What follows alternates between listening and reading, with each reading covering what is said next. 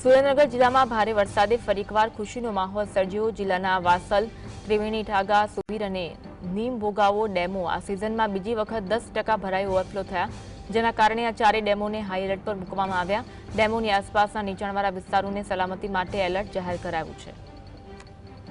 સુરેન્દ્રનગરમાં ભારે વરસાદના કારણે ડેમો છલકાયા। 24 કલાકમાં 10 તાલુકામાં ધીમી ધારે વરસાદ વરસ્યો છે। આજ અંગે વધુ વાત કરીશું। સંવાદદાતા ફઝલ અમારી સાથે લાઈવ જોડાયા છે। ફઝલ, સુરેન્દ્રનગરમાં 24 કલાકમાં જે રીતે વરસાદ વરસ્યો છે, ડેમો છલકાયા છે, કેવી પરિસ્થિતિ? ખાસ કરીને સુરેન્દ્રનગર જિલ્લામાં છેલ્લી 24 કલાકમાં 10 તાલુકાઓમાં સાર્વત્રિક વરસાદ નોંધાવા પામ્યો છે। ત્યારે સુરેન્દ્રનગર શહેરના અને જિલ્લામાં આવેલા 4 જેટલા ડેમો છે તે ફરી એક વખત ઓવરફ્લો થયા છે। ખાસ કરીને સુરેન્દ્રનગર જિલ્લામાં આવેલો ત્રિવેણી, ઠાંગા તેમજ મોરસલ તેમજ નીમ ભોગાવો તેમજ અન્ય એક ડેમ છે તે ઓવરફ્લો થઈ ગયો છે। 100% પાણીની સપાટીએથી ડેમો ભરાઈ જતા તેમને હાઈ એલર્ટ ઉપર મૂકવામાં આવ્યા છે।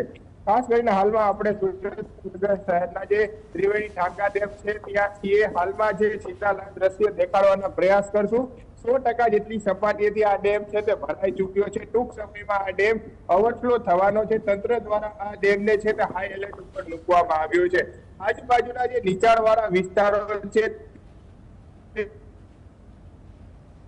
કરવામાં આવી રહી છે। સુરેન્દ્રનગર જિલ્લામાં છેલ્લી 24 કલાકમાં જ્યારે વરસાદની વાત કરવામાં આવે તો વઢવાણમાં 1 ઇંચ, ચુડામાં પણ 1 ઇંચ જેટલો વરસાદ વરસવા પામ્યો છે।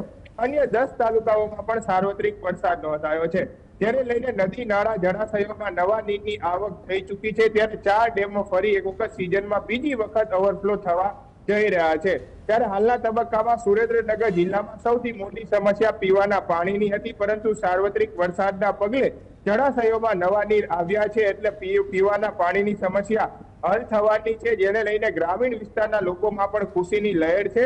અને આ જે ડેમો છે ત્યાં નવા નીર આવ્યા છે તેના વધામણા પણ ગ્રામજનો દ્વારા કરવામાં આવી રહ્યા છે। 4 ડેમો છે તે સુરેન્દ્રનગર જિલ્લાના અંદાજિત 363 ગામોમાં પીવાનું પાણી પૂરું પાડતા હોય છે। ત્યારે હાલમાં તંત્ર દ્વારા પણ 4 ડેમો ઓવરફ્લો થવાની તૈયારી હોવાના કારણે અને 100% પાણીથી ભરાઈ ગયા હોવાના કારણે હાલમાં એલર્ટ મોડ ઉપર મૂકવામાં આવ્યા છે। નીચાણવાળા અલગ અલગ 49 જેટલા ગામોને એલર્ટ કરવામાં આવ્યા છે અને નદીના પટમાં ન થવા માટે તાકીદ કરવામાં આવી છે।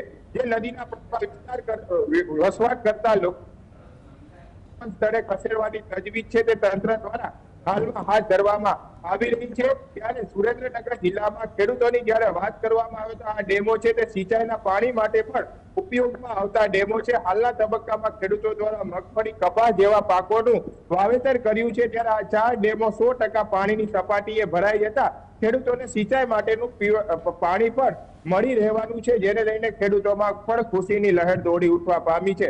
સાયલા